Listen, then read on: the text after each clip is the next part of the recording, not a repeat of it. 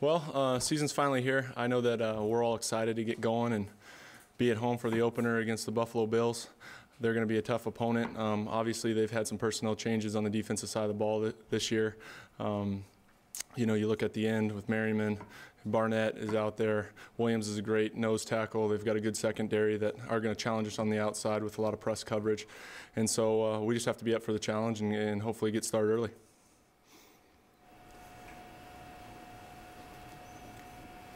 Did you do everything that you would have done ordinarily in practice today?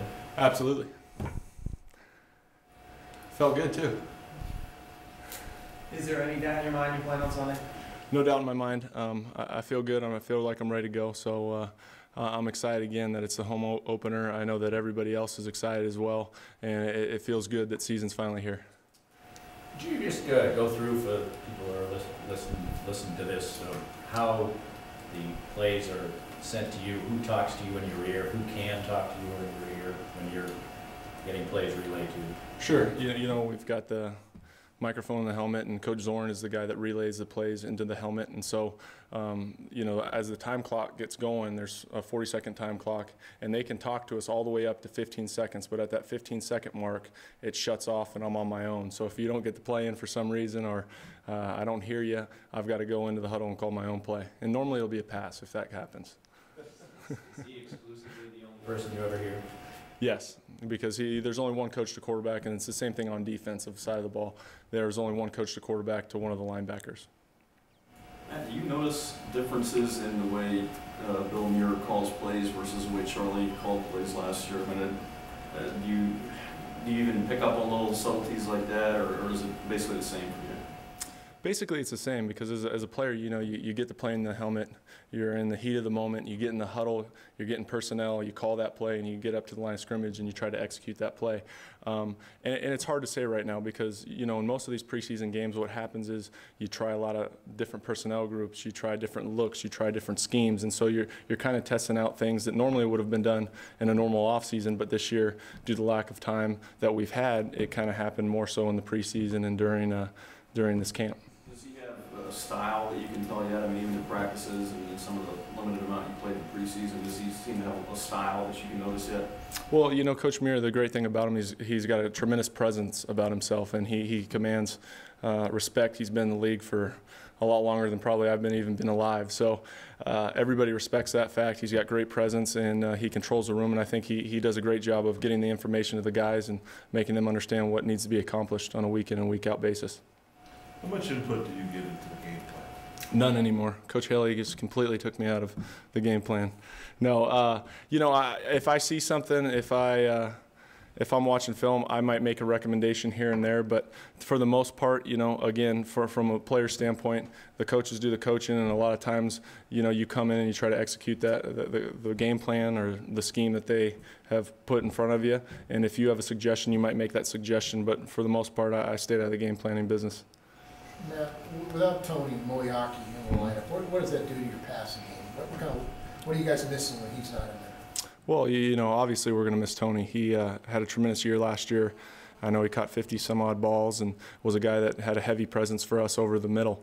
And it's unfortunate to lose a guy like that. But, again, that's part of this game. That's part of football, that it's a violent game and a lot of people get injured. And unfortunately, we're just going to have to move forward with somebody else, and somebody else is going to have to step up. And whether that means us messing around with some different personnel groups or just one of these younger guys like Jake O'Connell stepping up and fulfilling that role like he did last year against Arizona, that's what's going to have to happen. We're going to have to close the ranks and move forward.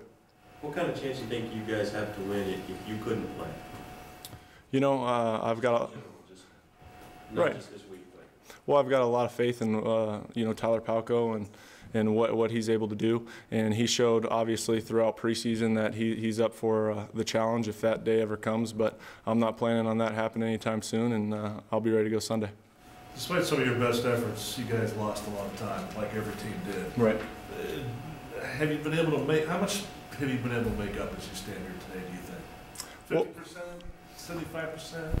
Well, I don't want to get into percentages, but like you said, every other team, there's 31 other teams that have gone through the same offseason that we did, so that can't be an excuse for any of us. You know, we have to get out there. Everybody's going to suit up the same on Sunday, and we're going to go at it. So whatever was lost or whatever was gained during this time, it really all comes down to season at this point, and we've got a 16-game season ahead of us. It starts with the Buffalo Bills on Sunday, and that's the only thing this team is focused on.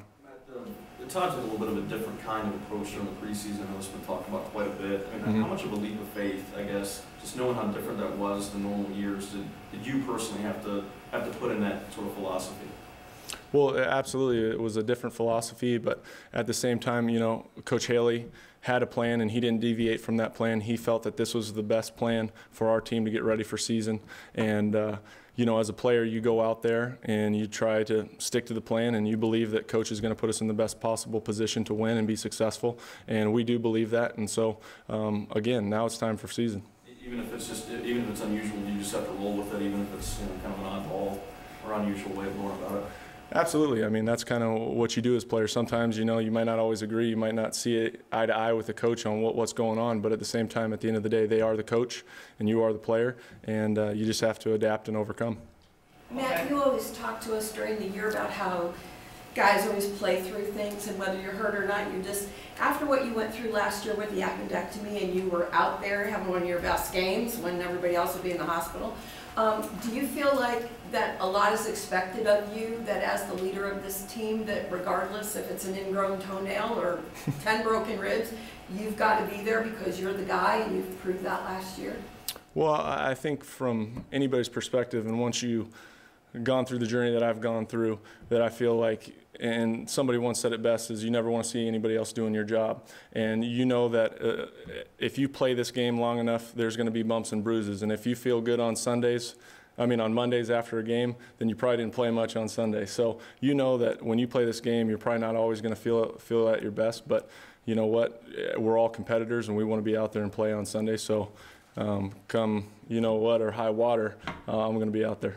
Would it be safe to say then that, with the exception of that opener in '08 where you had to go in, that you haven't, you know, after any game you haven't been quote unquote 100% healthy, that you've always had, there's always aches and pains and bruises and sprains? Well, you know, some days it's better than others, but you know what? You go out there and it's, you know, it's a physical game, and that's all what really I'm getting at is the physicality of the game. Is you're going to feel your bumps and bruises here and there, and it's not like you're going to be feeling like you just came out of the pool and it feels good and all that, and you're going to sunbathe. You know, it's one of those things where, hey, it's a physical game, and you better get ready for that. Matt, offensively, you guys didn't have a lot of success this preseason. Right. Is there any level of concern, or do you just feel like you can flip that switch now the regular season's in? Well, I think a lot of things were accomplished, you know, throughout the camp. And again, the preseason results weren't exactly as probably we would want them. We would love to win all 4 of those games, but it didn't happen. But then again, it's a whole new ball game when it starts for real. And you can say the same thing about last preseason. I don't think that any of us walked out of here and said, "Oh man, we're super excited," you know. But then again, once you get to season, it's a whole new ball game, and the bullets start flying for real. All right, can I ask an off-the-wall question real quick? Yes, ma'am. It's 9/11. Yes. The whole league is doing something. I don't know what, they want the fans to sit 20 minutes before. I don't know what you guys are going to do. I can't imagine standing for 20 minutes watching. But are you expecting a lot of emotion, even for people who are so young on this team, they might have been in diapers when it happened or whatever. Around the league, it's going to be simulcast even from the Flight 93 crash site. Right. Are you guys expecting, for what you can observe, for what you can feel, there's going to be this unusual emotion on such an important day? Absolutely. I mean, obviously it's a day that stands out in American history, and for all of us, no matter how young we were, I think it had an impact on us. And I remember where I was and what I was watching, and when the towers went down and everything like that. And you know, for the Americans that were lost that day. So again, we all feel that impact, and it's an emotional day for everybody. And it's not just about football, but it's about America, the strength of America, rebuilding, all those things. And I don't want to get sentimental here, but I mean, it is a sentimental day for us. So we'll pay our tributes to those that were lost, and you know, and we'll go out there and hopefully pay tribute to them by playing a good game on Sunday.